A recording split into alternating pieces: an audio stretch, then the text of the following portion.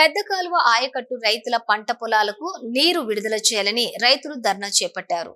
రాజన్న సిరిసిల్ల జిల్లా గంభీరావుపేట మండలం కేంద్రంలోని ఎగువ మానేరు వరద నీరుపై ఆయకట్టుకు ఆనుకుని ఉన్నటువంటి సింగసముద్రం నాలా పెద్ద కాలువ నీరు ఆయకట్టు రైతులు పంట పొలాలకు నీరు విడుదల చేయాలని కామారెడ్డి సిద్దిపేట ప్రధాన రహదారి పెద్ద కాలువపై ఆయకట్టు రైతులు ధర్నా చేపట్టారు. రైతులకు బీజేపీ నాయకులు మద్దతు తెలిపి పెద్ద కాలువలోకి నీరు విడుదల చేయాలని నినాదాలు చేశారు. 2 గంటల పాటు ధర్నా చేపట్టగా ధర్నా వద్దకు ఎస్ఐ శ్రీకాంత్ వచ్చి రైతులకు నచ్చజెప్పిన రైతులు వినకుండా రోడ్డుపై బైఠాయించి కూర్చున్నారు. ఇరిగేషన్ అధికారులు వచ్చే నీటిని విడుదల చేసేంత వరకు కూడా ధర్నా విరమించేది లేదని తేల్చి చెప్పారు.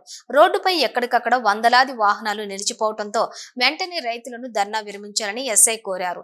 ధర్నా చేస్తున్న రైతులను అధికారుల దృష్టికి తీసుకువెళ్తానని తెలిపి రైతులను ధర్నా నుంచి పోలీసులు సాయంతో లేపించారు.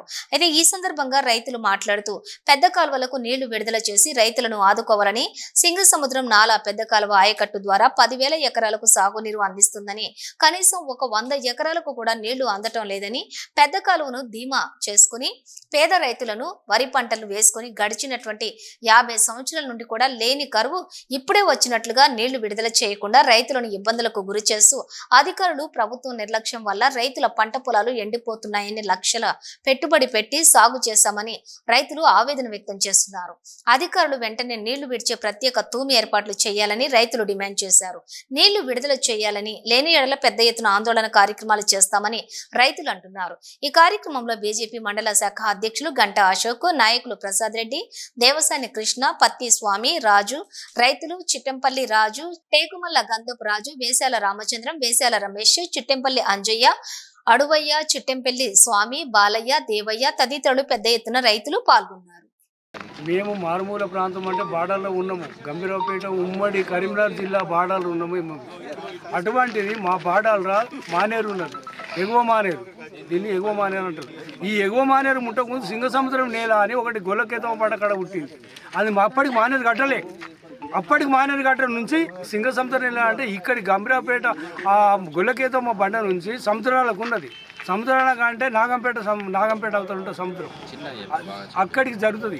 అంతవరకు ఆ నిలిపోతాయి అన్ని. అక్కడి నుంచి అక్కడి దాకా పారకం పారి. నేను చిన్నగా ఉన్నప్పటి నుంచి కూడా, నేను ఇప్పుడు 64 సంవత్సరాలు ఉన్న, నా ఏజ్ 60 సంవత్సరాలు అవుతుంది. నాకు తెలిసిన వరకు ఎప్పుడు కూడా పెద్ద కాలువల నీళ్ళు మేము పశువులు చేసినాము. మేము చిన్నప్పుడు పశువులు కొట్టుకొచ్చి స్నానాలు చేసినాము, పశువులు కడుక్కున్నాము, వెళ్ళిపోయినాము. అటువంటి నీళ్ళు ఎప్పుడు ఎన్నడూ ఎండిపోని కాలువ ఇది. మాకు ఇప్పుడు ఎండిపోయే పరిస్థితి ఎందుకు వచ్చింది? ఇంకొకటి, 3 సంవత్సరాల క్రితం చెక్ డ్యామ్ కడుతున్నామని అప్పుడు ఒకసారి వాటిగా పెట్టిపోయినాక ఈ అప్పుకు మితి కడతాడా? వాడు మేము ఏం చేయగలుగుతాం? వాడి భార్య పిల్లలు పోషించుకుంటాడా? వాడు ఇది ఈ అప్పు భరిస్తాడా? అందుకే అడిగవుతుంది. వెంటనే రైతులకు మాకు స్పందించి నీళ్ళు ఇడిచి మమ్మల్ని పంట గడ్డకేసినట్టయితే మేము మీకు తెలిసిన వారి మీకు మా తల వంచి మీకు దండం పెడతాం. కానీ కాకపోతే మాకు మమ్మల్ని గడ్డకేసే ప్లాన్ చేయాలి. ఒక్కసారి కాకపోతే ఎండింది ఏంటని మీరు పరిశీలించండి. మీకు అధికారం ఉంటారు, మీ చేతి కింద అధికారం ఉంటారు. మీరు ఒక గవర్నమెంట్ ఆఫీసర్ అయితే మీకు పిఎం ఉంటాడు, మీకు అటెండర్ ఉంటాడు. దాన్ని పరిశీలించి మాకు తక్షణమే నీళ్లు వదలు చేసి, ఈ పెద్ద కాలువ నీళ్లు రావడం లేదు అధికారుల నిర్లక్ష్యం వల్ల. కానీ మరియు అధికారులు పట్టించుకోవటం లేదు. రైతులము రాత్రనగా పగలనగా మంటలు పెట్టుకుంటా పెద్ద కాలువ చుట్టూ ఈడికెళ్ళి గిల్లకమ్మ గుడి దాకా పోయి నీళ్ళని తెంపుకొని వచ్చి మడికి పారించుకోవడం జరుగుతుంది. దీనికి ప్రత్యేకంగా తూము ఏర్పాటు చేయాలి.